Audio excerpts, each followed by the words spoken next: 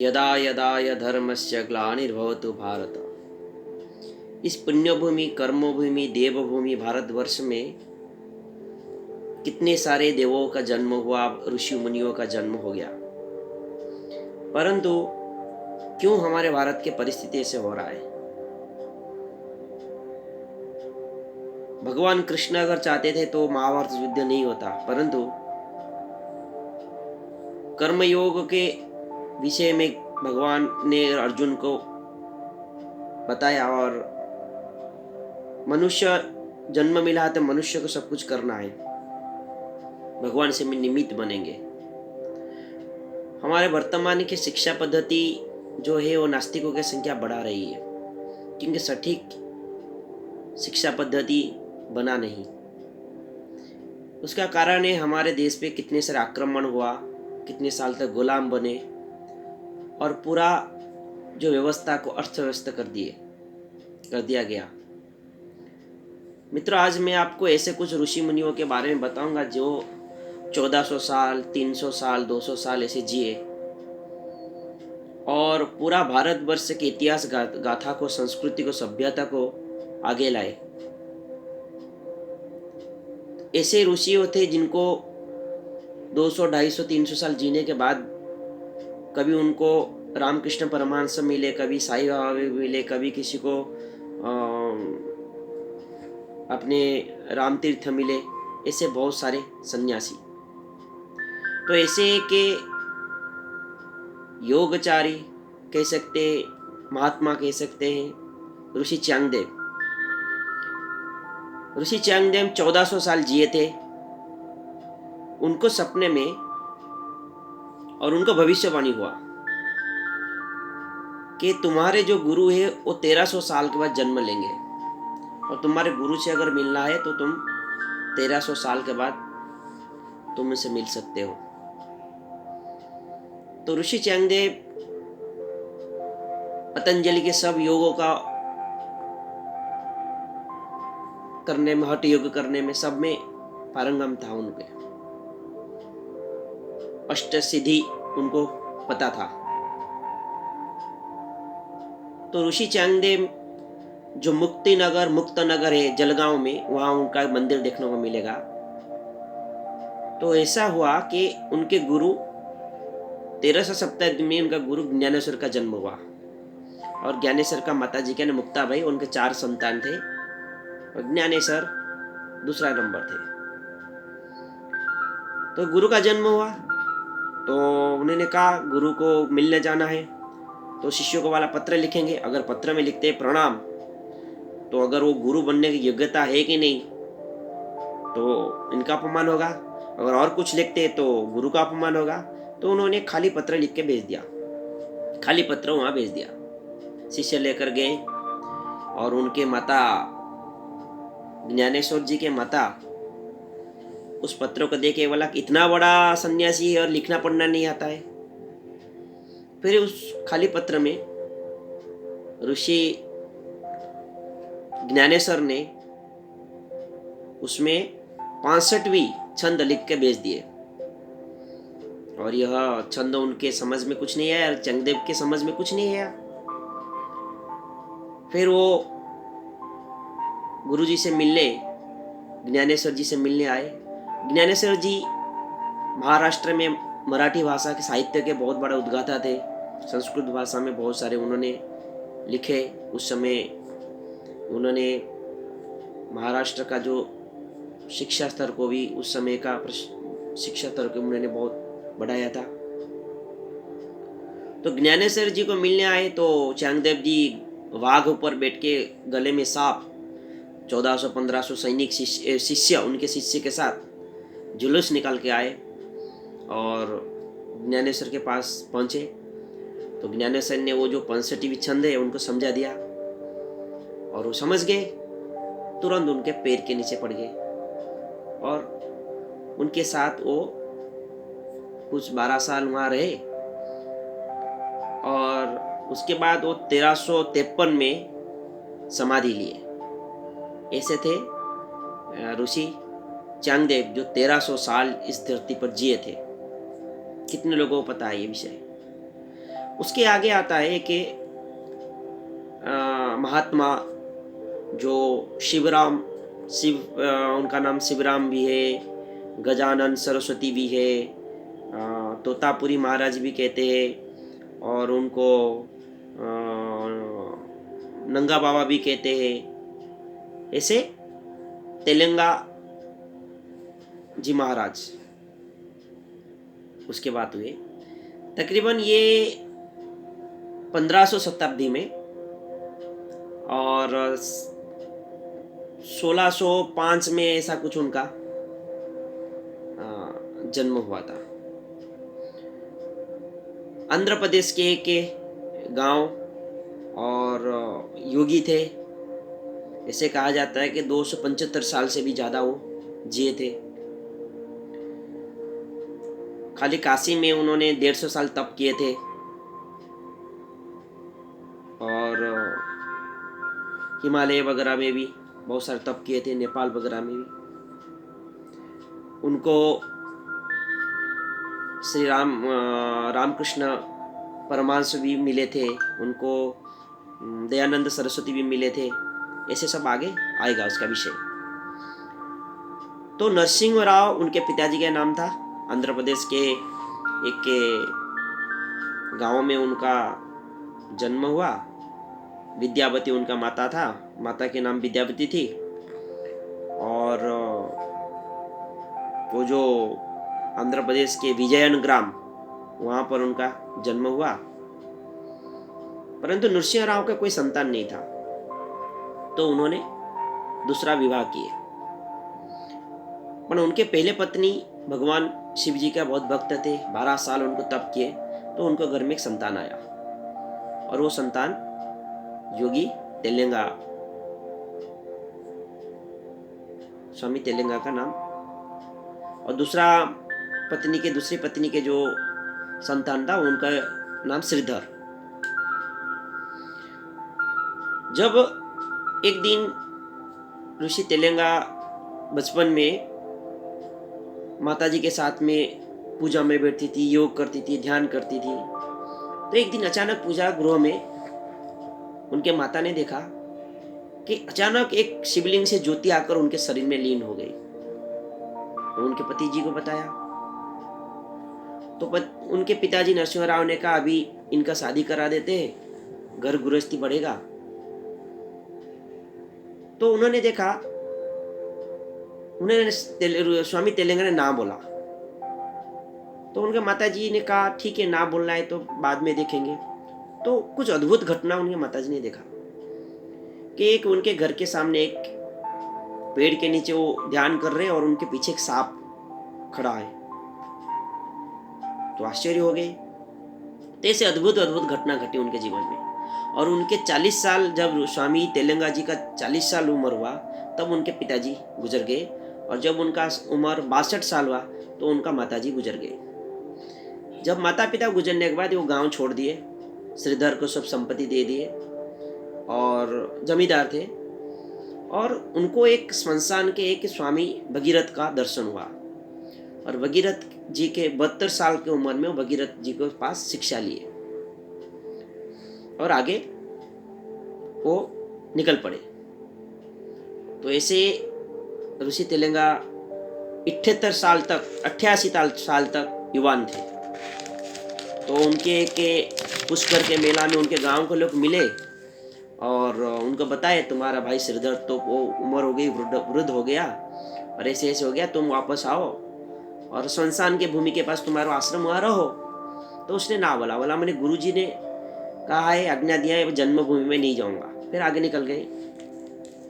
घटना एक ऐसी घटी, जब वो रामेश्वर में थे, तो वहाँ पर एक करुणामय स्थिति हुआ। एक गरीब युवान, उसके माता पिता रो रहे थे और मर गया था। तो स्वामी तेलंगा ने उसको पानी छीटे और उसके सिर पे हाथ रख, वो जीवित हो गया। लोग आश्चर्य हो गए। ऐसे कितने आश्चर्य काम उन्होंने किए।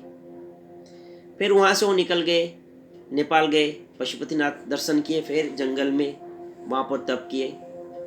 वहाँ तप करने के बाद जंगल में एक दिन नेपाल नरेश राणा जी शेर के शिकार के लिए निकले, शेर के पीछे पीछे भाग रहे, घोर जंगल के अंदर आ गए। जाते जाते देखा कि एक सन्यासी तप कर रहे और उसके पीछे साथ में बाघ जाकर बैठा है, मांसाहारी प्राणी है, फिर भी बिल्ली जैसा पाल रहे। फिर तेलंगा ऋषि ने उनको इशारा किए, नरेश नेपाल नरेश को, आओ तुम भी बैठो। तो उनको पूछे, इस धरती पे हर एक जीव को जीने के अधिकार है, तुम्हें किसने अधिकार दिया? तो आपने भूल समझ गए और उन्होंने माफी मांगा और आगे जाकर उनको काठमांडू अतिथि की तरफ ले गए। और सब लोगों को पता चला तो जंगल में बहुत लोग उनसे मिलने आए। फिर वो छोड़ के हिमालय होकर वो आगे नर्मदा, और नर्मदा में वो उन्होंने करीबन 8 साल तप किए। मार्कंड ऋषि आश्रम में ये किए। तो उस समय वहाँ पर एक खाकी बाबा थे। तो खाकी बाबा अचानक देखे शाम के समय में एक सन्यासी नर्मदा के पानी पी रहे और पूरा नर्मदा पानी दूध जैसा हो गया है। तो आश्चर्य हो गए और वो भी गए, वो पानी को छुए तो वो दूध के छुए तो पानी हो गया फिर से। और वो आकर आश्रम में सबको बताए। फिर पता चल गया ये स्वामी तेलंगा है। फिर वो वहाँ से वो निकल गए, प्रयाग होकर काशी चले गए और 1.5 साल तक वो काशी में तप किए। मतलब नर्मदा में वो 1733 में प्रयाग चले गए और वाराणसी में 1739 में माघ में काशी में रहे। 1.5 साल तक वो रहे। और उस समय हनुमान घाट के एक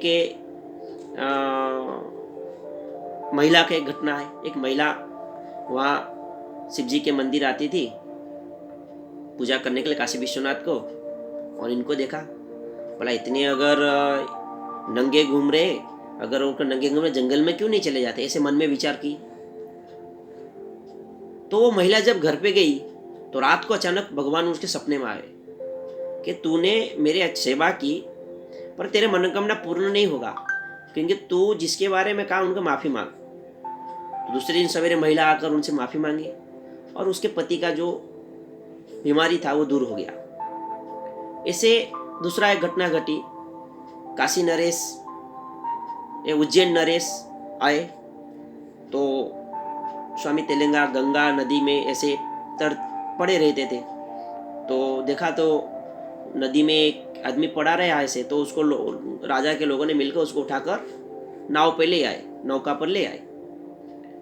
तो ऋषि स्वामी तेलंगा ने वो राजा का तलवार खींच के ले आया, ऐसे ऐसे देखे और नदी पे फेंक दिए, हंसने लगे। राजा गुस्सा हो गए। अंग्रेज ने उनको वो तोहफा में दिया था तलवार। फिर जाकर कि इनको दंड मिलना चाहिए। तो स्वामी तेलंगा गंगा नदी पर हाथ डाला और 2 तलवार निकाल लिया और बताया इसमें से कौन सा तलवार तुम्हारा पहचान लो। तो राजा आश्चर्य हो गए और उसी तेलंगा ने कहा जो तुम्हारे वस्तु तुम नहीं पहचान पाते हो तो क्या दुख क्या सुख, क्या तेरा क्या मेरा, ऐसे कह के उनके तलवार उनको देके फिर दूसरे तलवार नदी में फेंक दिया और खुद नदी में कूद गई। तो ऐसे अनेक अद्भुत घटना घटी। एक के कलेक्टर था, ब्रिटिशर था, और ब्रिटिशर के मिसेस सब आए थे लंदन से, और ये ऋषि तेलंगा नंगा आके घूम रहे थे। तो उन्हें पुलिस कंप्लेन किया और पुलिस को बुलाया, बोला उसको ले जाओ, और लेकर मजिस्ट्रेट के साथ सामने उनको प्रस्तुत किए। तो कुछ लोग स्वामी तेलंगा जी को पहचानते थे और उनके तरफ से लड़ने के लिए भी वकील गए। तो मजिस्ट्रेट ने कहा इनके सपोर्ट में इतने लोग आ रहे, तो पहले उनको परीक्षा लिया उन्होंने कि ठीक है अभी तुम्हें एक सज़ा मिलेगा, तुम मेरे साथ भोजन करो। उनको ऐसा था कि हिंदू सन्यासी है और वो मांसाहारी नहीं है, उनको मैं मांस खिलाऊंगा तो अपभ्रष्ट कर दूंगा, तो पता चलेगा लोगों को। तो स्वामी तेलंगा ने कहा मैं खाऊंगा, मगर इससे पहले तुम्हें मेरे साथ खाना पड़ेगा, मैं जो खाऊंगा ना। ठीक है, क्या खाते हैं सन्यासी? तो फल फ्रूट फलाहार करते हैं। तो तुरंत वो संडास के टॉयलेट के विष्टा को लाए और खा लिए, और वो विष्टा पूरे वहां पर चंदन जैसा सुगंध हो रहा था। तो सबने चंदन चंदन वातावरण हो गया। तो मजिस्ट्रेट को पता चल गया ये कोई सामान्य व्यक्ति नहीं है, और उन्होंने कहा इनको कोई हैरान ना करे और उनका ध्यान रखा जाए। जो कलेक्टर ने वहाँ पर शिकायत किया था उसका ट्रांसफ़र हो गया, और दूसरे आया और भी दुष्ट जन था, ब्रिटिश ऑफिसर था। तो उसने भी ऐसा देखा कि नंगे घूम रहा है, तो उसको लेकर जेल में डाल दिया, डबल लॉक मार दिए। तो दूसरे दिन देखे तो जेल में तो डबल लॉक है मगर वो बाहर घूम रहे। तो उन्हें देखकर वो आश्चर्य हो गया और उनको माफ़ी मांगा और कहा उनको कोई हैरान ना किया जाए। तो ऐसे ऋषि स्वामी तेलंगा एक अद्भुत अद्भुत करते थे और 150 साल तक काशी में रहे। एक दिन उनको 1868 में रामकृष्ण परमहंस नदी के तीर पे मिल गए। दोनों एक दूसरे को देखे और बहुत खुश हो गए और एक दूसरे को मौन में रहकर वार्ता किए। आधे घंटे तक मौन में रहकर वार्तालाप किए। तो रामकृष्ण परमहंस के साथ जो भक्त गए थे उनको पूछा, और स्वामी जी आपने क्या बात की ना? वो साक्षात मेरी माँ काली के शरीर में जितना चिन्ह है उनके शरीर में इतना चिन्ह है, साक्षात माँ काली के संतान है। इतना कहे कि आज मैं मेरे हाथ में खीर बनाकर उनके खिलाऊंगा। तो खीर बनाकर खिलाए तो 20 शेर खीर पी गए। सबने आश्चर्य हो गया सबको।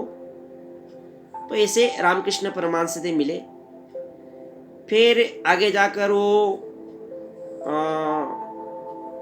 उनके मौनवर्ती बहुत सारे ऐसे सन्यासी है जिन्होंने शिष्यता ग्रहण किए और उनके पास रहे। तो ऐसे मौनव्रती मथुरा बाबू का भी एक इतिहास है। तो तब तक उनका उम्र 300 वर्ष हो गया था, ऐसे कहा जाता है। उनको उम्र 300 साल हो गया था। परमहंस जी ने जब मिले उनको वो 300 साल उनको उम्र हो गया था। फिर आगे जाकर योगी लहरी एक थे जिनके बारे में बताऊंगा, जो योगाचारी थे। तो वो भी उनको मिले। और एक बार घटना ऐसे हुआ कि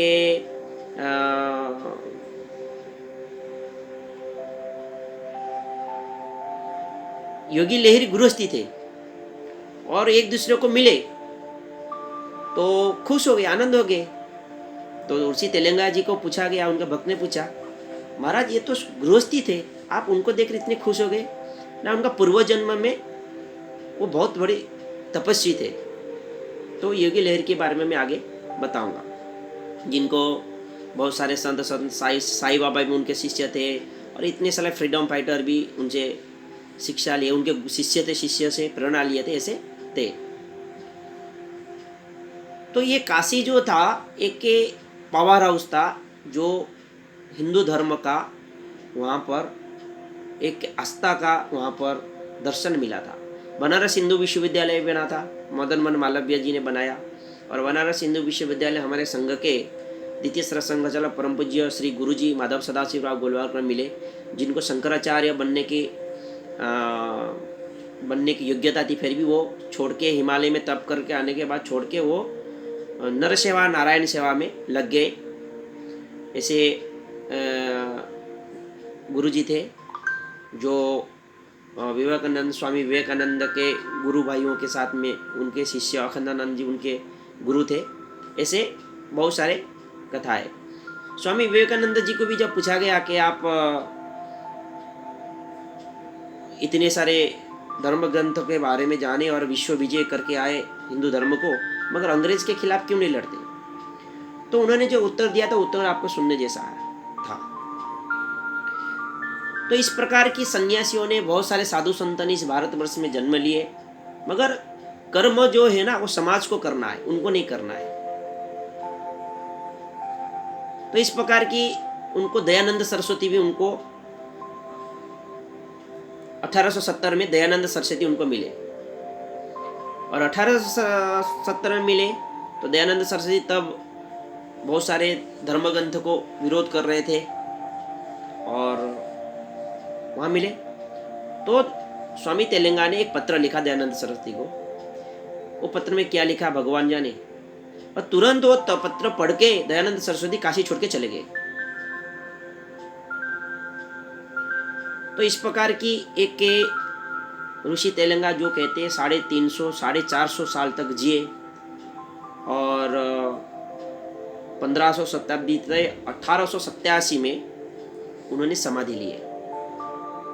1887 क्रांति से पहले 1857 का क्रांति के बाद वो और 30 साल तक जीवित रहे और 1887 में उन्हें समाधि ले ली। तो जन्म मृत्यु का गठन बंधन पुनर्जन्म ये सब विषय पर उन्होंने बहुत सारे संस्कृत भाषा में उनको हिंदी और संस्कृत भाषा में भी माहिर थे, लिखे थे उनके शिष्यों के माध्यम से। उनके बंगाल के एक शिष्यों को उन्होंने कुछ पुस्तक उन्होंने दिए जो संस्कृत से बंगाली भाषा में उसको रचना करने के लिए। तो ऐसे मंगलदास सेवक का भी एक इतिहास उनके साथ है, जो मंगलदास 18 रुपये की नया चप्पल पहन के लेके आया था। तो जब सन्यासी जी को मिलने आया तो उनका मन वो चप्पल पे था। तो उन्होंने कहा, उनको मिले नहीं, उसको भगा दिए। दूसरी बार आया, तीसरी बार आया, तब बताया तेरा 18 रुपये चप्पल में तेरा मन है, तो मुझे क्यों मिलने आ रहा है। तो सब लोग आश्चर्य हो गए, मन की बात जान सकते थे।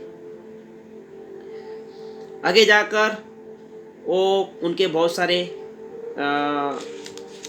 शिष्य बने और एक योगी जो मैं आपके बारे में बताऊं, लहरी, श्याम प्रसाद लहरी।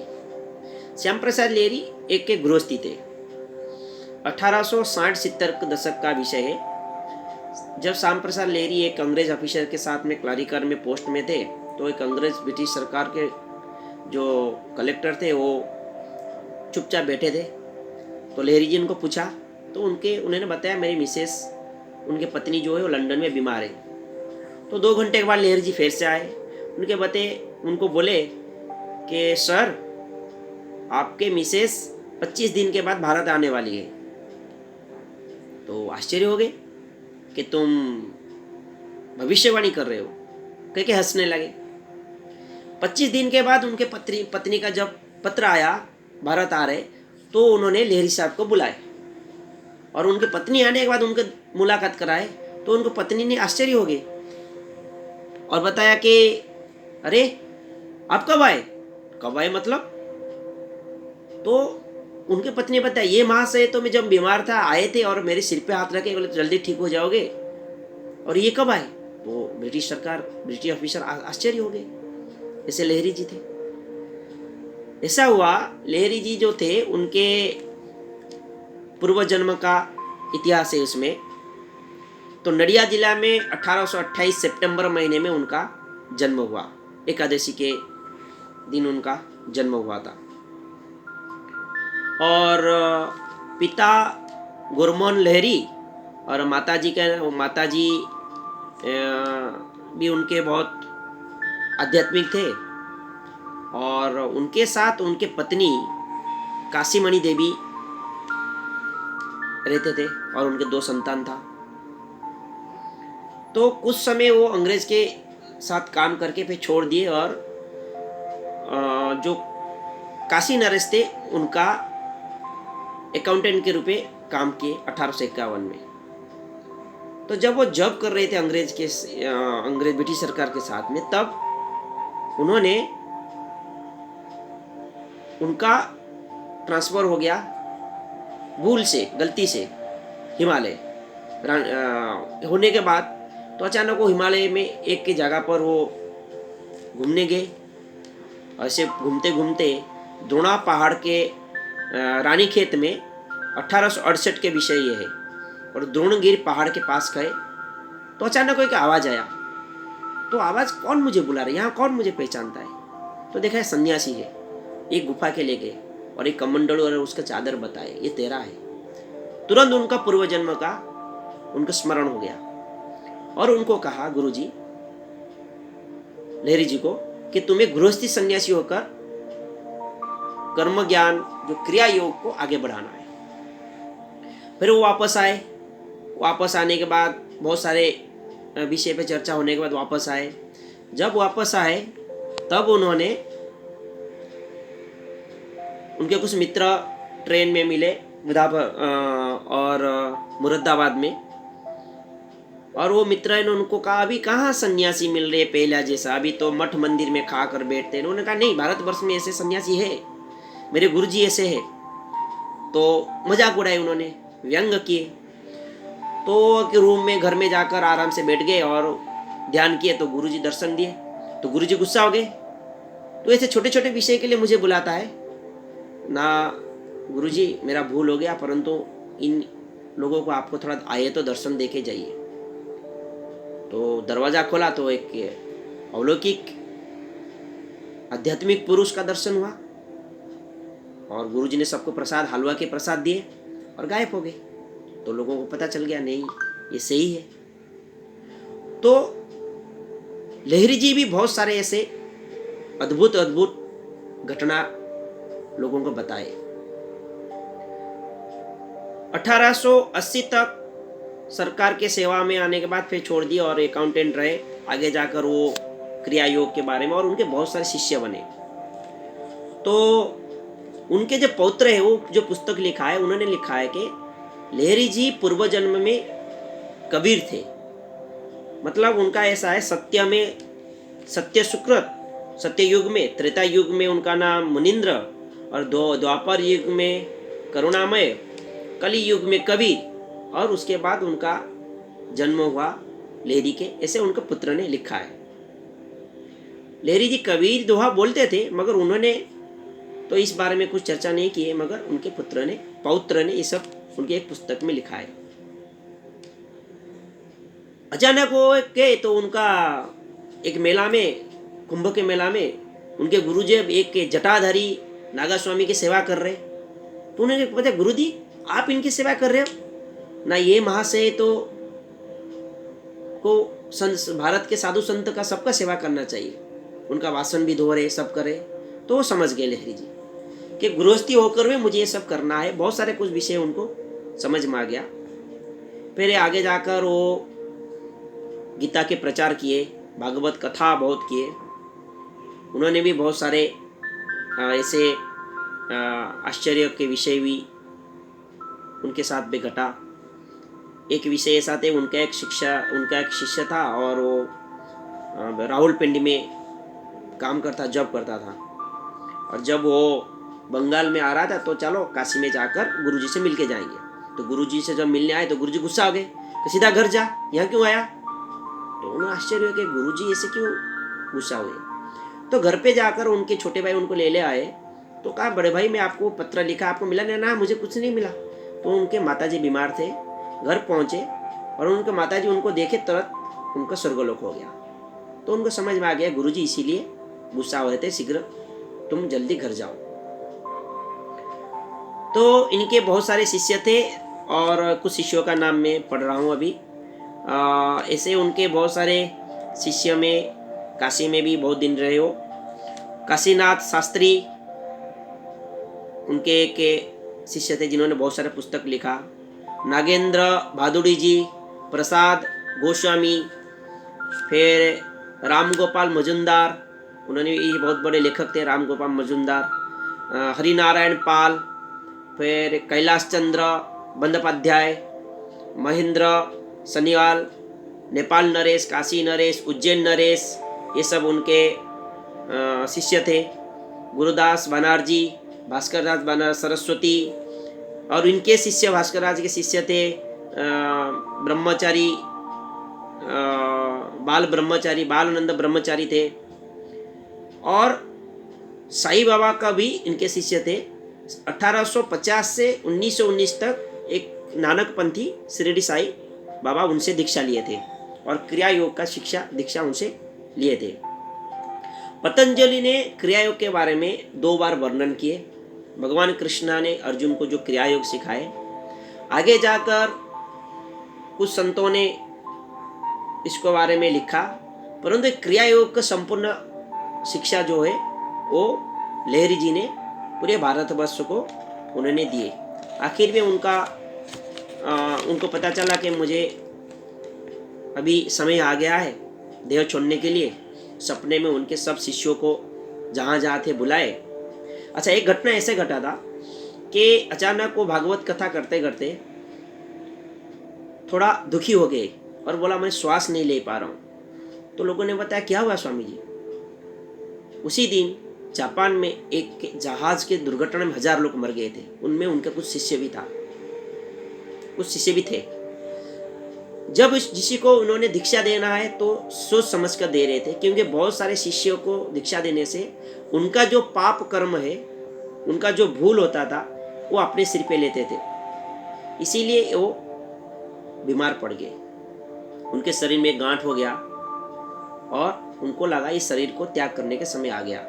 ऐसे लहरी जी थे। और लहरी जी के जो शिष्य है उन शिष्यों का भी पंचानन वानार जी, उनके शिष्य थे वरदाचरण जी, और दूसरा शिष्य थे काजी नीर हुसैन, सुभाष चंद्र बोस, ये सब वरदाचरण जी के शिष्य थे। और मजुमदार जी के शिष्य संत सीताराम ओमकारनाथ थे। पंडित गोपीनाथ भी उनके शिष्य के शिष्य थे और उन्होंने बहुत सारे पुस्तक लिखे। पुरी में उनका एक मंदिर, उनको एक शिष्य था जो उनको कभी देखा नहीं, उनके बारे में सुनकर वो उनका भक्त बन गया था। उन्होंने पुरी में, जगन्नाथपुरी में उनका एक मंदिर बनाया था। तो लहर जी भी स्वामी तेलंगा जी से भी काशी में मिले थे। 1895 में उनका एक मतलब फोड़ा हुआ, और फोड़ा होने के बाद उनका वो शरीर त्याग दिए और समाधि ले लिए थे। ऐसे उनका मृत्यु हुआ था। पंचानन भट्टाचार्य, प्राणानंद, सब इनके शिष्य व्याकुल हो उठे और भगवत पाठ करते तकरीबन 15 दिन तक करते करते वो इस संसार को छोड़े। तो ऐसे साधु सन्यासियों ने हमारे देश के लिए, समर्थ रामदास के बारे में लो या तुकाराम के बारे में आप सोचो, कबीर से लेकर गुरु नानक सुधी तक साधु संतों ने इस राष्ट्र को उत्थान के लिए बहुत सारे काम किए। इसीलिए भारतवर्ष एक ऐसा देश है जो योगी सन्यासी तपस्वी के देश है। हम भारत को माने, भारत को जाने, भारत को पहचाने, तो भारत का विकास, भारत का भविष्य ही विश्व का विकास होगा। सर्वे भवन्तु सुखिनः का जो हमने दीक्षा लिए वो साकार होगा। अस्तु। वंदे मातरम। भारत माता की जय।